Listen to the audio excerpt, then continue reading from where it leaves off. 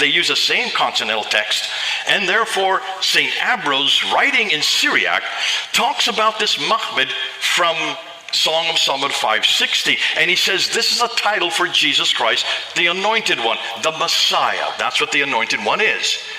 From that time on, from the 4th century AD, it was this Mahmed was employed by many of the church fathers. Here's some examples. Origen, in the early 3rd century, the Christian theologian, interpret the Song of Solomon 5:16, a passage as the unique scripture where the eschatological nuptials of Christ and his bride are present. St. Ambrose, in the 4th century AD, introduced the ideas of that Song of Solomon 5:16 passage referred to Mahmed was to be considered a title for Jesus Christ, the Messiah.